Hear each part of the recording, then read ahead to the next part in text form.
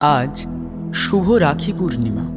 এই পুণ্যতিথিতে বিশুদ্ধ সিদ্ধান্ত পঞ্জিকা অনুসারে ইংরেজির ৯ আগস্ট ১৮৬২, বাংলায় ২৫শে শ্রাবণ ১২৬৯ বঙ্গাব্দে শ্রাবণ পূর্ণিমার পুণ্য লগ্নে শ্রীরামকৃষ্ণ অবতার লীলার অন্যতম সহায়ক রূপে অবতীর্ণ হন স্বামী নিরঞ্জনানন্দজি মহারাজ। শ্রীরামকৃষ্ণ তাঁর কোনো কোনো অন্তরঙ্গ পার্ষদকে ঈশ্বরকোটি বা বিশেষ থাকের বলে নির্দেশ করেছেন। তাদের মধ্যে স্বামী নিরঞ্জনানন্দ অন্যতম। ঠাকুর তাঁকে দেখে বুঝিয়েছিলেন তিনি রামচন্দ্রের অংশে অবতীর্ণ হয়েছেন। এই রকম উচ্চ আধ্যাত্মিক শক্তিসম্পন্ন মহাপুরুষ অধুনা উত্তর ২৪ পরগনার রাজারহাট বিষ্ণুপুর গ্রামে জন্মগ্রহণ করেছিলেন। বর্তমানে এটি কলকাতার মধ্যে বিবেচিত হলেও তখন এটি অবিভক্ত ২৪ পরগনা জেলার একটি অনুন্নত গ্রাম ছিল। মহারাজের পূর্বাশ্রমের নাম ছিল নিত্য নিরঞ্জন ঘোষ। পিতা ছিলেন অম্বিকাচরণ ঘোষ। মায়ের নাম জানা যায় না। বারাসতের পণ্ডিত কালীকৃষ্ণ মিত্র ছিলেন নিরঞ্জনের মামা। মামার বাড়িতে থেকেই ছোটবেলায় তিনি লেখাপড়া করতেন। লেখাপড়ার চেয়ে বেশি তিনি তীরধনুক ও অস্ত্রাদি দিয়ে খেলতে ভালোবাসতেন। সুন্দর সুঠাম, বলিষ্ঠ ও তেজপূর্ণ শরীর ছিল তাঁর। ছাত্র অবস্থাতে তিনি প্রেততত্ত্ব নিয়ে কাজ করে এমন একটি দলের সঙ্গে যুক্ত হয়ে পড়েন। দলটি ভূত বশীকরণের দ্বারা মানুষের দুরারোগ্য অসুখের নিরাময় করত। সরল প্রকৃতি নিরঞ্জনের উপর ভূতের আবেশ খুব সহজে হতো, তাই তিনি মিডিয়াম হিসাবে কাজ করতেন। ভুতুড়েদের দলে কাজ করার সময় নিরঞ্জনের মনে একদিনের একটি ঘটনা বিশেষ বৈরাগ্যের উদ্রেক করে।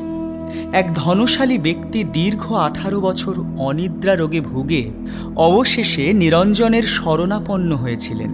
নিরঞ্জনের ব্যবস্থাতে সেই ব্যক্তির রোগ উপশম হয়েছিল কিনা জানা নেই, কিন্তু এই ঘটনার ফলে সরল বালক নিরঞ্জনের মনে তীব্র বৈরাগ্য উপস্থিত হয়েছিল।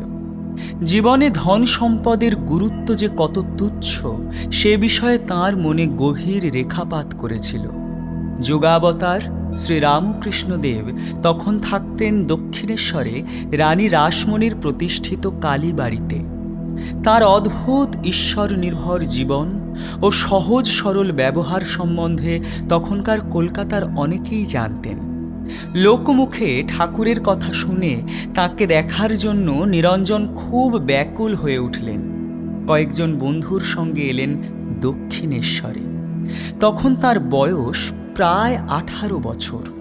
প্রথম দর্শনেই ঠাকুর তাঁর আসল স্বরূপ চিনতে পেরেছিলেন।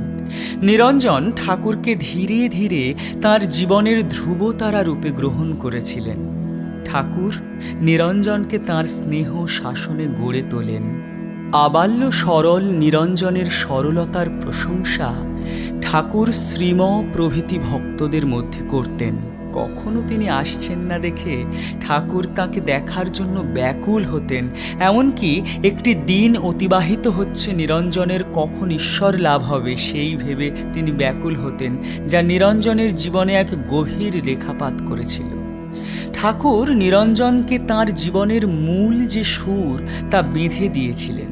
তিনি যখন সেই প্রেততত্ত্বান্বেষী দলের সদস্য ছিলেন, ঠাকুর একদিন তাকে বললেন, তুই যদি ভূত ভূত করিস তো ভূত হয়ে যাবি, আর ভগবান ভগবান করলে ভগবান হয়ে যাবি। নিরঞ্জনের উত্তর ছিল, তাহলে ভগবান হওয়াই ভালো।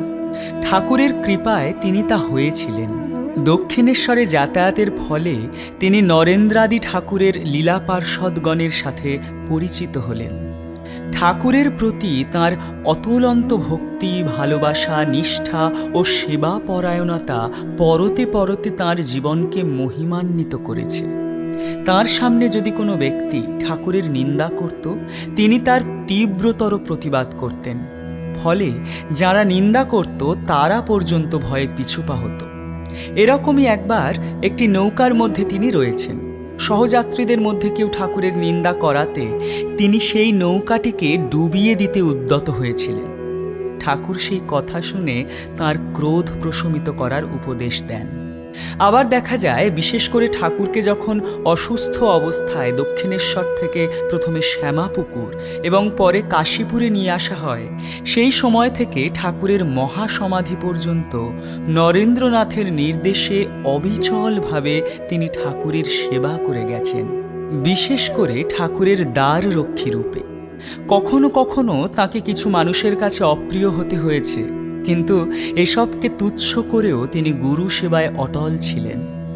কাশীপুরে ঠাকুরের সেবার পাশাপাশি গভীর রাত পর্যন্ত তিনি অন্যান্য গুরু ভাইদের মতো ধ্যান জপে ডুবে থাকতেন।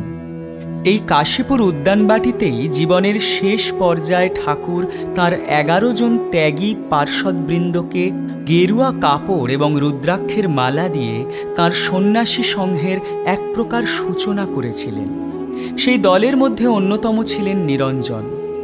1886 খ্রিস্টাব্দে ঠাকুরের যখন মহাসমাধি হয়, তাঁর পুতাস্থি স্থায়ী সংরক্ষণের উপযুক্ত স্থান নিয়ে সমস্যার সৃষ্টি হয় ঠাকুরের ত্যাগীয় কিছু গৃহীভক্তের মধ্যে।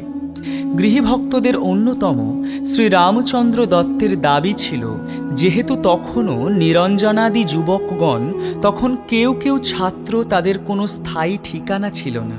এই ভেবে রামবাবু ঠিক করেন ঠাকুরের পদধূলিপুত তাঁর প্রতিষ্ঠিত কাঁকুরগাছি যোগোদ্যানে এই পুতাস্থি সমাধিস্থ করবেন।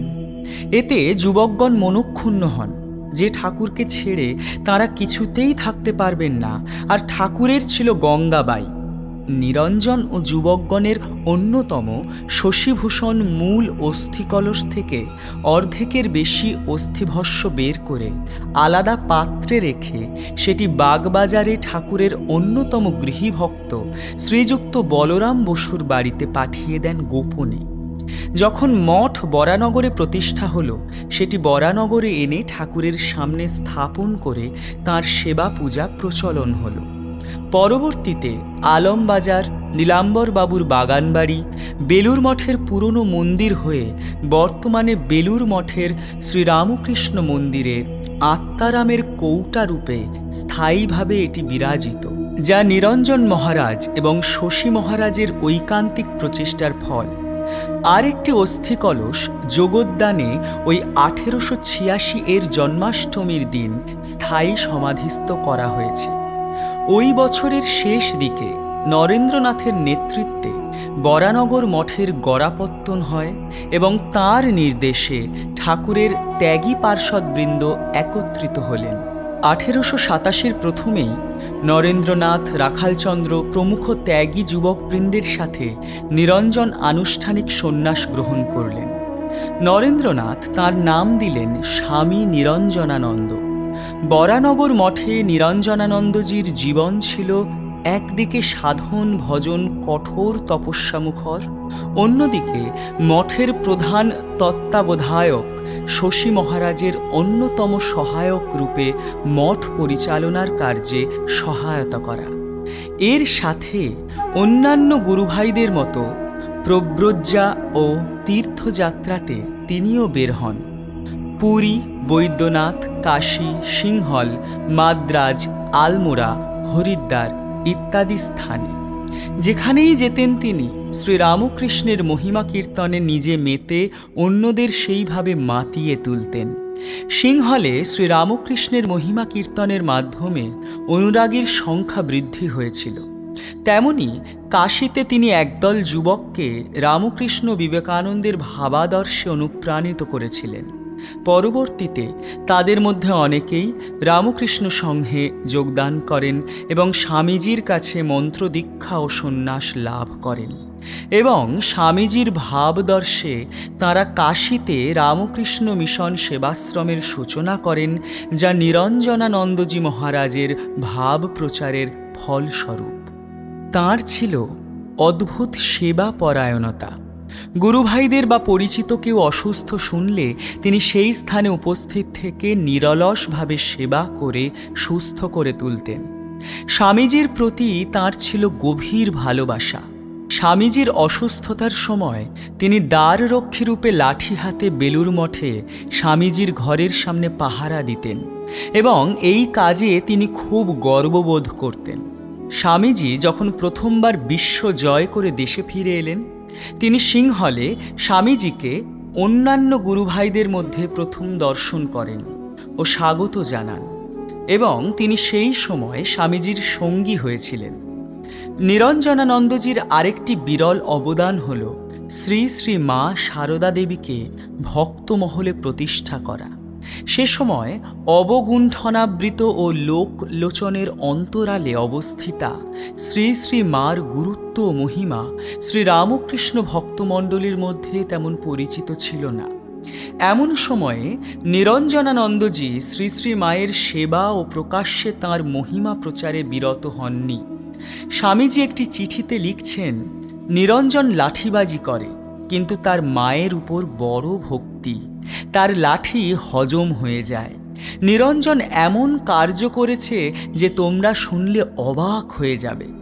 তিনি শ্রী শ্রী মাকে শুধু গুরু পত্নী নয়, জগৎ জননী রূপে দেখতেন এবং মনের ভাব মনেই না রেখে সকল সংকোচ ত্যাগ করে প্রকাশ্যে তা প্রচার করতেন। গিরিশচন্দ্র যখন পুত্র শোকে কাতর, নিরঞ্জনানন্দজি তখন তাকে জয়রামবাটিতে মায়ের কাছে নিয়ে গিয়েছিলেন। জয়রামবাটিতে বাস করে গিরিশবাবু প্রাণে শান্তি লাভ করেন। জয়রামবাটি থেকে ফিরে হরিদ্বারে যাওয়ার পূর্বে শ্রী শ্রী মায়ের স্নেহ ও আশীর্বাদ লাভের জন্য অবোধ শিশুর মতো মায়ের শ্রীচরণে অসুস্থ নিরঞ্জন লুটিয়ে পড়লেন। কেউ তখনও বুঝতে পারেননি এই তার শেষ যাত্রা। 1904 খ্রিস্টাব্দের 9 মে হরিদ্বারে 42 বছর বয়সে তিনি মহাসমাধিতে লীন হলেন আর রেখে গেলেন তাঁর সাহসী, উদ্যমী, উদার, অকপট ও সেবাপরায়ণ জীবন। সর্বশেষে তাঁর গুরুভাই স্বামী অখণ্ডানন্দজি মহারাজের ভাষাতেই প্রণাম জানাই স্বামী নিরঞ্জনানন্দজি মহারাজকে। দাদাভাই নিরঞ্জন, তোমাকে ধন্য। যেমন শ্রী গুরুদেব চরণে ও শ্রী শ্রী মাতা ঠাকুরানীর চরণে অচলা ভক্তি, আশীর্বাদ করুন যেন সেই রূপ পাই। সেই রূপ আমাদেরও থাকে, কেবল দাদাভাই নিরঞ্জনের দয়া ও আশীর্বাদ।